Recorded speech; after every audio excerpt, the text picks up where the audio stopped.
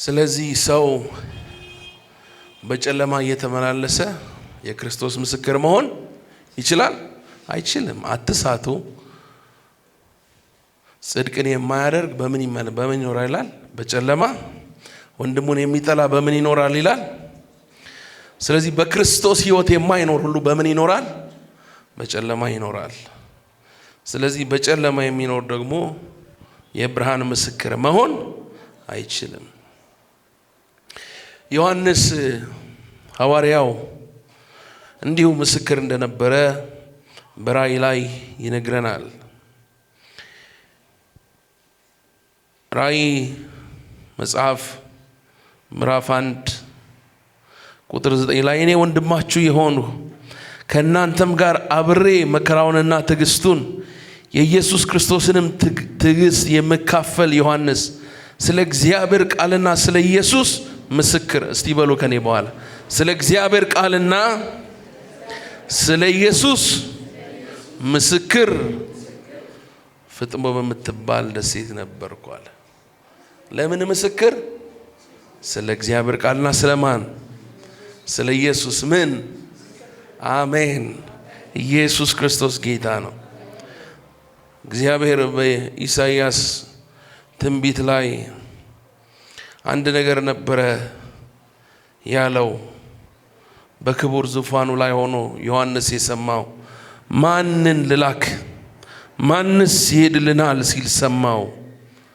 እኔም እነሆኝ እኔን ላከኝ አሉ ይላል። አሜን። ዛሬ እኔን ላከኝ የሚል አለ። እግዚአብሔር እንዲልከው የሚፈልግ የእግዚአብሔርን ተልእኮ የእግዚአብሔርን ዓላማ በሕይወቱ ኖሮ ማለፍ የሚፈልግ ሰው እጆቻችሁን አሳዩኝ። እግዚአብሔር አምላክ በኢየሱስ ክርስቶስ ስም እውነተኛ ምስክሮች ያርገን። ሃሌሉያ። ዮሐንስ እስከ ሞት የታመነ እውነተኛ ምስክር ነበረ።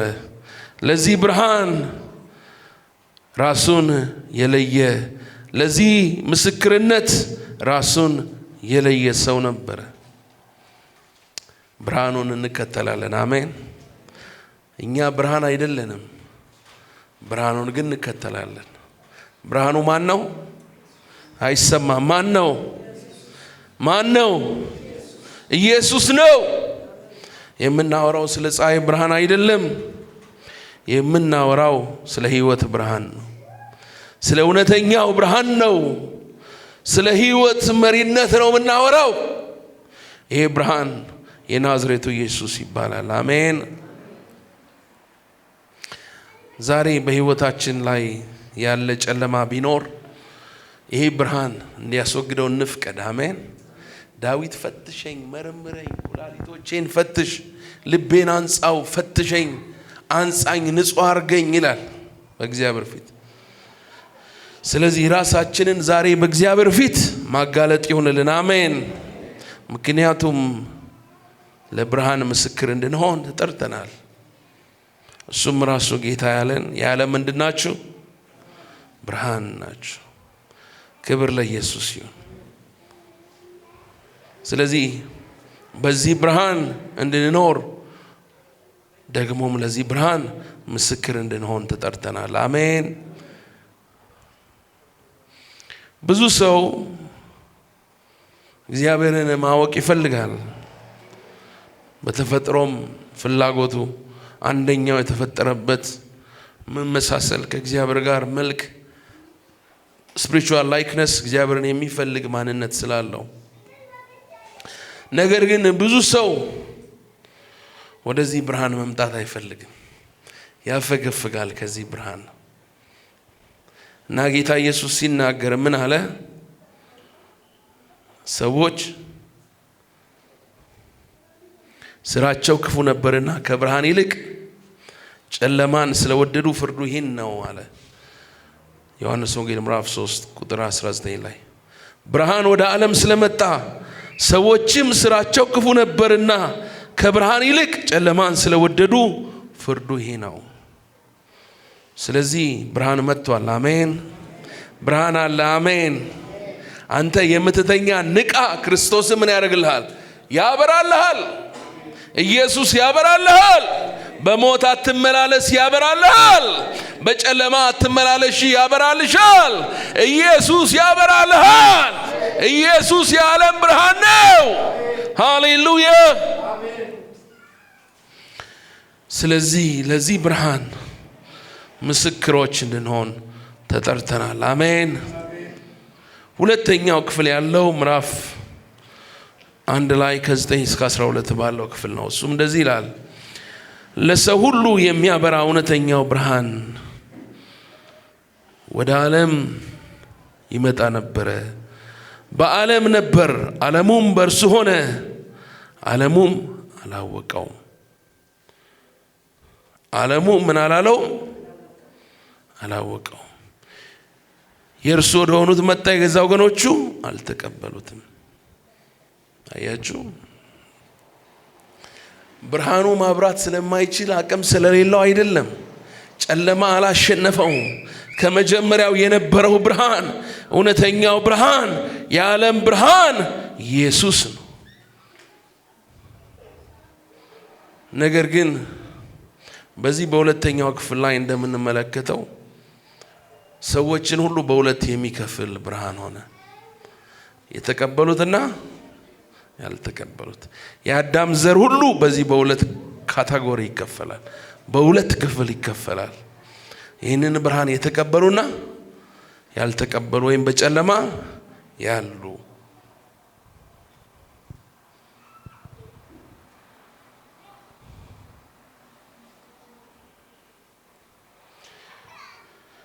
ለሰው ሁሉ የሚያበራ ብርሃን ነው ይላል። ይሄ ብርሃን የዘላለም ብርሃን ነው። ይሄ ብርሃን የዘላለም ሕይወት ነው። ይሄ ብርሃን ለተቀበሉት ሁሉ ለውጥን የሚያመጣ ብርሃን ነው። ይሄ ብርሃን ኢየሱስ ክርስቶስ ጌታ ነው። ነገር ግን ሁሉ ሰው አልተቀበለውም፣ ሁሉም ሰው አይቀበለውም ይላል። እንዲሁም ወደ ገዛ ወገኖቹ መጣ፣ የእርሱ ወደ ሆኑት መጣ። ኪዳኑን ጠብቆ ከአብርሃም ከይስሐቅ ከያዕቆብ ዘር ሆኖ ከዳዊት ስር ሆኖ መጣ። ከድንግል ተወለደ። ከአይሁዳዊት ሴት ከቅድስት ከጌታችን እናት ከማርያም ተወለደ። ወደ ወገኖቹ መጣ። የገዛ ወገኖቹ ግን ምን አላሉትም? አልተቀበሉትም። ነገር ግን ለተቀበሉት ሁሉ ግን አለ። ክብር ለኢየሱስ ይሁን። ምን ላሉት? ኢየሱስ ክርስቶስ ጌታ ነው። ይህን ብርሃን ተቀብለናል። አሜን። እስቲ ተቀብያለሁ በሉኝ።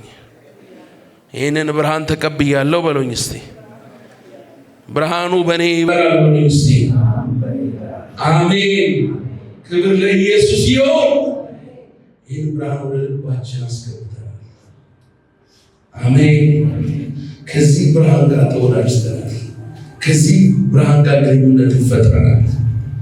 ከዚህ ብርሃን ጋር ሃሌሉያ ህብረት አግኝተናል።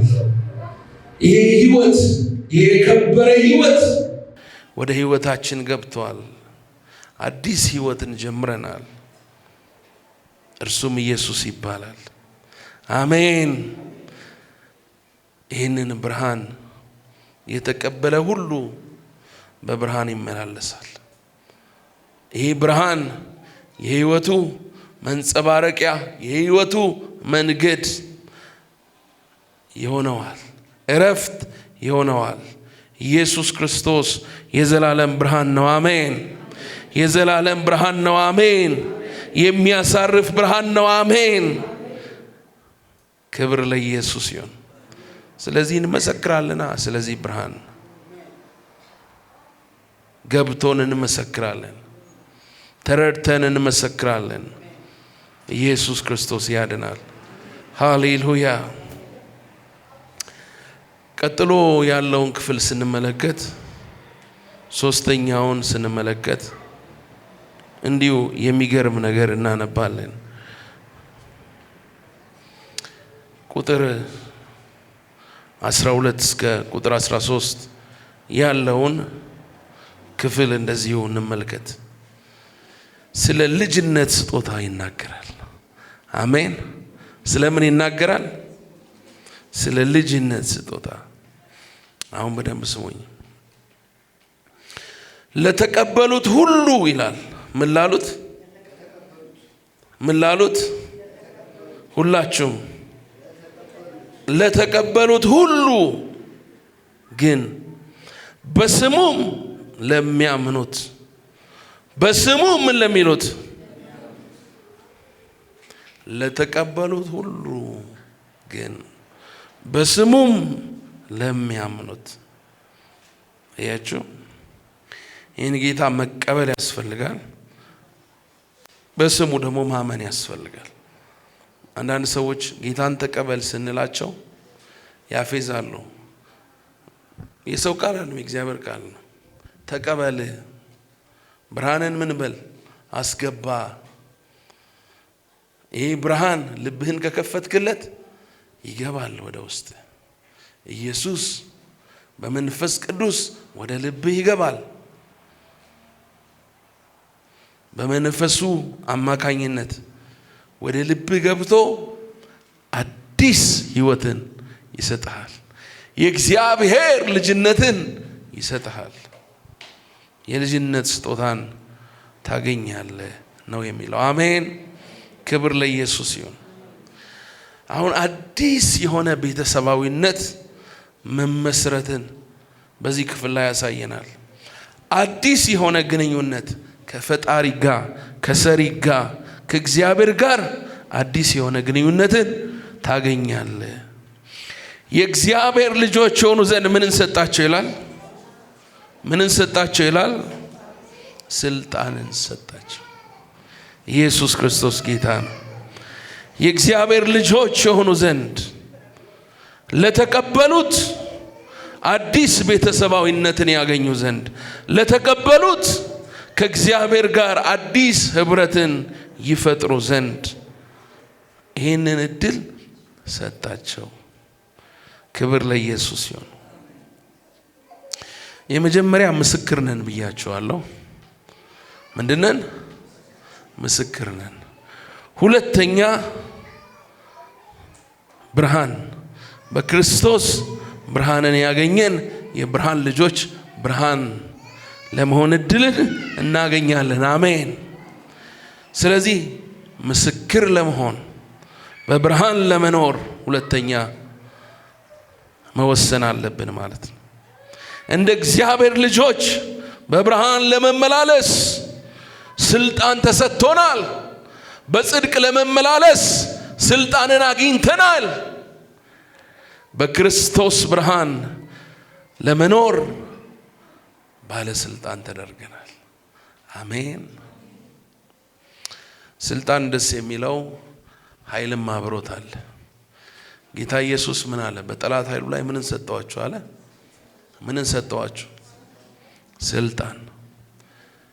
ኢየሱስ ጌታ ነው። የእግዚአብሔር ልጆች ለመሆን ስልጣንን ሰጣቸው። ስለዚህ አሁን ምንድነን? ልጅ ነን። የልጅነት ስልጣንን ተቀብለናል። ሃሌሉያ። እስቲ ልጅ ነኝ በሉት። ተገባችሁ ላለው ሰው ንገሩት። እኔ እኮ የእግዚአብሔር ልጅ ነኝ በሉት። በብርሃን ለመኖር ስልጣን የተሰጠኝ በሉት። የክርስቶስን ሕይወት የተቀበልኩ በሉት። ክርስቶስ በሕይወቴ የሚያበራ በሉት። ስለ ክርስቶስ ለመመስከር የተላኩ በሉት። ተልእኮዬን በመፈጸም ላይ ያለው በሉት። የእግዚአብሔር ልጅ ነኝ። አሜን። ክብር ለኢየሱስ ይሁን። ስልጣን ምን አለው? ኃይልም አለው። አሜን። ምን አለው? ኃይል አለው። ለዚህ ነው አጋንንትን ስንገስጻቸው የሚታዘዙት። ምን ስላለን? ስልጣን ምን አለው? በዓለም ካለው ይልቅ በእናንተ ያለው ምን ይላል? ስለዚህ የሙሴ በትር የጠንቋዮችን በትር እንደዋጠች አይደለም? ፈርዖን ጋር ሲገቡ በትሩን ሲጠለው እባብ ሆነች። ከዛ ጠንቋዮቹን ጠራቸው ፈርዖን። እነሱም በትራቸውን ሲጥሉ ምን ሆነ? እባብ ሆነ። የሙሴ በትር ግን የጠንቋዮቹን በትር ምን ሆነ? ምን አረገ? ምን ስላለው? ስልጣን ስላለው። ክብር ለኢየሱስ ይሁን። ስለዚህ የጠላትን አሰራር የሚበላ እሳት፣ የመንፈስ ቅዱስ እሳት፣ የክርስቶስ ብርሃን በእኛ ላይ በርቷል። አሜን። አይዟችሁ፣ እኔ ዓለምን ምን አድርጌአለሁ አለ ጌታ ኢየሱስ፣ አሸንፌአለሁ። ብርሃን በጨለማ ይበራል። ጨለማም በቃ ለብርሃን ስፍራውን መልቀቅ ግዴታው ነው። ጨለማ ብርሃን እስኪመጣ ብቻ ነው ጨለማ ስፍራውን ይዘው። ብርሃን ከመጣ እሺ ጌቶች ብሎ የት እንደሚገባ አላውቅም፣ ግን ይሸሻል። ኢየሱስ ጌታ ነው። ሃሌሉያ። ለተቀበሉት በስሙም ለሚሉት ለሚያምኑት፣ በስሙም ለሚያምኑት፣ በስሙም ለሚሉት ለሚያምኑት፣ በስሙም ለሚያምኑት ለእነርሱ የእግዚአብሔር ልጆች የሆኑ ዘንድ ምን ሰጣቸው? ምን ሰጣቸው? ስልጣንን ሰጣቸው። የልጅነት ስልጣንን ተቀብለናል። አሜን። የልጅነት ስልጣን ከማን ተወለዱ ይላል? ከማን ተወለዱ ይላል? እነርሱም ከማን ተወለዱ ይላል? ከእግዚአብሔር ተወለዱ እንጂ ከደም ወይም ከስጋ ፍቃድ ወይም ከወንድ ፍቃድ አልተወለዱም። ከደም አልተወለዱም። ከምን አልተወለዱም? ከደም አልተወለዱም ማለት ዝርያው በዘር በስጋ በጎሳ በምድራዊ ነገር አይደለም። ነጭ ጥቁር በመሆን አይገኝም። እዚህኛው እዛኛው ብሔር ውስጥ እዚህኛው እዛኛው ጎሳ ውስጥ በመሆን አይደለም የሚገኘው። ከማን ነው? ከእግዚአብሔር ነው። አይሁዳዊም በመሆን የግሪክም ሰው በመሆን አይገኝም። የሚገኘው ከማን ነው? ከእግዚአብሔር ተወለዱ። ከእግዚአብሔር የሚገኝ ነው። ኢየሱስ ጌታ ነው። አሜን። ይሄ በጣም የሚገርም እኮ እውነት ነው። በአዲስ ኪዳን በክርስቶስ ያመነ ይህንን ብርሃን የተቀበለ ሁሉ ምንን ያገኛል? ልጅነትን። የልጅነት ምን ስልጣን። ዛሬ ብዙ አልናገርም ስለዚህ፣ ግን ትልቅ ፕሪቪሌጅ በክርስትና ህይወታችን ያገኘ ነው። ትልቁ በረከት፣ የመጨረሻው በረከት ምንድን ነው? ልጅነት ነው። ኢየሱስ ጌታ ነው። ኢየሱስ ክርስቶስ የመጣው ለምድራዊ ቁሳቁስ አይደለም። ይሰማል። ስለሚያስፈልገን እግዚአብሔር ይሰጠናል፣ አባት ስለሆነው። ግን የመጣበት ዓላማ ይሄ አይደለም። ይሰማል ወይ? ኢየሱስ የመጣው የዘላለም ህይወት ሊሆን ነው። አሜን። የእግዚአብሔር ልጅነትን ባለስልጣን ሊያደርግ ነው። አሜን። ኢየሱስ ጌታ ነው። ጌታ እኮ እናንተ እምነት የሌላችሁ የእናንተ አባት እኮ ነው ወፎች የሚመግበው። ኢየሱስ ጌታ ነው። የእናንተ አባት እኮ እነዚህን አበቦች ያለበሰው። እንዴት እምነት የላችሁ? እምነት የጎደላችሁ አላችሁ። ስለዚህ ዋናው ፒክቸር አይጥፋብን። አሜን። ኢየሱስ ጌታ ነው። ለባርነት ሳይሆን ለምን?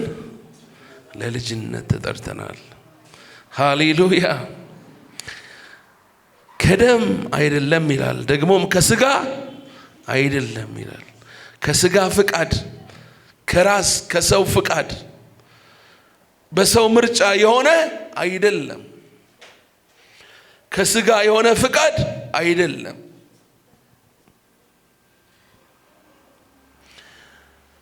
ከወንድ ፍቃድ አልተወለዱም። ደግሞም በሰው የተጀመረ አይደለም። ልጅነታችን ከእግዚአብሔር ከራሱ የሆነ ነው። በሱ ምርጫና በርሱ ውሳኔ የሆነ ነው። አሜን። የመንፈስ ቅዱስ ሥራ ነው። አሜን። የእግዚአብሔር ዓላማ ነው። አሜን። ኃይልን ተቀበልን። የልጅነት ስልጣን የእግዚአብሔር ልጆች እንድንሆን ለብርሃኑ እንድንመሰክር ምን ተሰጠን? መንፈሱን ደግሞ ሰጠን። ኢየሱስ ጌታ ነው። ሃሌሉያ። ስለዚህ ይህንን ብርሃን እናበራለን። አሜን። ባለፈውም ጌታ ሲናገረን ነበር። ተነስተሽ አብሪ። ተነስተ ኢየሱስ ጌታ ነው። ስለዚህ ለዚህ ብርሃን ምስክር ሆነን ተነስተን እናበራለን። ኢየሱስን አንደብቅም። አሜን። ክብር ለኢየሱስ ይሁን። አሜን። አንዳንድ ሰዎች መጽሐፍ ቅዱስ መያዝ፣ ጥቅስ ያለበት ልብስ መልበስ ምናምን ያፍራሉ። ተልእኮውን ፌል ያረክ ነው። የእግዚአብሔር ቃል ምን ያሳፍራል? ሕያው ነው፣ የሚሰራ ነው፣ መንፈሳዊ ሰይፍ ነው። አሜን። ምን ኮራበት ነው። አሜን። ኢየሱስ ጌታ ነው። ጨለማው ስላሉ ሰዎች ይላሉ ሲያችሁ አብራ እና ወደዚህ ብርሃን በለው። አሜን። አትደብቅ ብርሃንን። ብርሃን ለመሆን ነው የተጠራ ነው። ምስክር ለመሆን ነው የተጠራ ነው። አሜን። ሶስተኛውን ነጥብ ነግሬያችሁ ልጨርስ። በስሙ ምን ለሚሉት ይላል?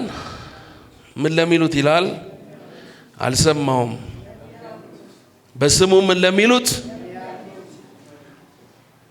ስለዚህ ብርሃኑ እሱ ከሆነ ኃይሉ የሱ ከሆነ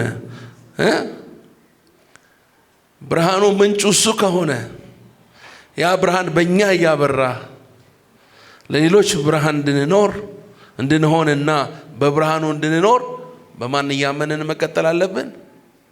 በልጁ በኢየሱስ። በስሙ ምን ለሚሉት? በስሙ ምን ለሚሉት? አሜን። ስለዚህ መኖሪያችን እምነት ነው ማለት ነው። በስሙ እያመንን የምንኖር። አሜን። በስሙ እያመንን። ስለዚህ በየቀኑ እምነታችን መገንባት አለበት ማለት ነው። ብዙ ክርስቲያኖች እንደ እግዚአብሔር ልጆች መኖር ያልቻልነው ትልቁ ችግራችን፣ ስሙኝ በደንብ፣ እግዚአብሔር ስላልጠራን ኢየሱስ ብርሃን ስላልሆነ ሳይሆን በስሙ ያለን እምነት በጣም ትንሽ ስለሆነ ነው። ኢየሱስ ጌታ ነው። በስሙ ለሚያምኑት ክብር ለኢየሱስ ይሁን። ኢየሱስ ያድናል። ስለዚህ እምነታችን ማደግ አለበት። የእግዚአብሔር ኃይል በእኛ እንዲገለጥ፣ የእግዚአብሔር ብርሃን በእኛ የበለጠ እንዲበራ በእምነት ማደግ አለብን። ቃሉን በእምነት አንብበው። ስትጸልይ በእምነት ጸልይ። እግዚአብሔርን ስታመልክ በእምነት አምልከው። ቃሉን ስትሰማ በእምነት ተቀበለው። ኢየሱስ ጌታ ነው። በሕይወት ይሰራል። በሕይወታችን ይሰራል። ኢየሱስ ጌታ ነው። እምነታችን ነው ማደግ ያለበት። ቅዱሳን እምነታችን ማደግ አለበት። እምነታችን ካላደገ የልጅነትን ስልጣን በሕይወታችን እንደሚገባ መመላለስ ወይም ደግሞ የልጅነትን ስልጣን በሕይወታችን ልንኖረው እንቸገራለን። ስለዚህ እግዚአብሔር እንደወደደ በሕይወታችን እንዲሰራ፣ አባትነቱ በእኛ እንዲታይ፣ ብርሃኑ በእኛ እንዲበራ፣ ለኢየሱስ ምስክር በመሆን እንድንመላለስ በእምነት ማደግ አለብን። አሜን። ክብር ለኢየሱስ ይሁን። መልእክቴን ሳጠቃልል ለአንድ ነገር ነው የተፈጠርነው፣ ለአንድ ዓላማ። ያም ዓላማ የክርስቶስን ብርሃን በሕይወታችን እንድናንጸባርቅ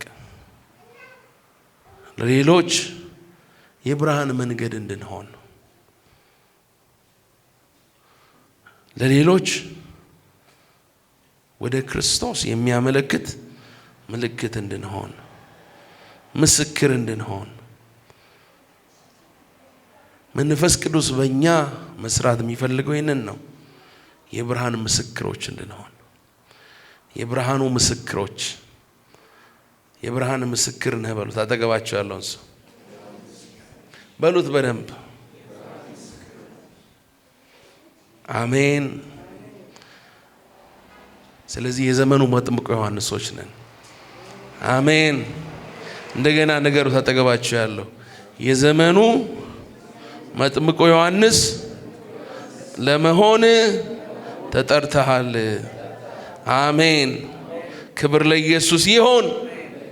ልጅነት ከሁሉ የበላይ ከሁሉ የሚበልጥ የመጨረሻው በረከታችን ነው። አሜን ሃሌሉያ። መለያችን ብርሃን፣ መታወቂያችን ብርሃን፣ መኖሪያችን ብርሃን፣ ማደሪያችን ብርሃን፣ መግቢያ መውጫችን ብርሃን። በብርሃን የተሞላ ህይወት እንዲኖረን እግዚአብሔር ጠርቶናል። አሜን። ስለዚህ በዚህ ብርሃን መኖር የምንችለው ደግሞ በእምነት ስንመላለስ ነው። በእምነት ይህንን ብርሃን እንደተቀበልን በእምነት መኖር አለብን። ጻድቅ በእምነት በህይወቱ አሜን። ኢየሱስ ክርስቶስ ጌታ ነው። ስለዚህ ይሄ ብርሃን በእኛ ይብራ። ጌታ ኢየሱስ ጴጥሮስ፣ ያዕቆብ፣ ዮሐንስን ይዞ ወደ ረጅም ተራራ ይዟቸው ሄደ ይላል ማቴዎስ ምዕራፍ 17 ላይ። ከዛ በፊታቸው ምን ሆነ? ፊቱ እንደ ፀሐይ በራ። እንዴ ብርሃን ነው እንዴ አብሮ ነው ያለው አሉ። አይናቸው ምን ሲል ሲከፈት። እግዚአብሔር አይኖቻችን ይክፈት። እግዚአብሔር አይኖቻችን ይክፈት። ስለዚህ ይሄ እውነት ከገባ ተንበርክ፣ ጌታ ሆይ በየዕለቱ አይኖቼን ክፈት፣ ብርሃንን አብራልኝ፣ ብርሃን አርገኝ፣ የብርሃን ምስክር ልሁን። ከትላንትናው ይልቅ ዛሬ ብርሃን በኔ ይብራ። ከትላንትናው ይልቅ ዛሬ ለአንተ መልካም መስካሪ አርገኝ ብሎ ይጸልያል ማለት ነው። የምንኖርበት ዓላማ ስንት ነው? እሱ ምንድነው? የማን ምስክር? የብርሃን ምስክር ለመሆን አሜን። የኢየሱስ ምስክሮች እንድንሆን ነው። አሜን። ጸልያለን።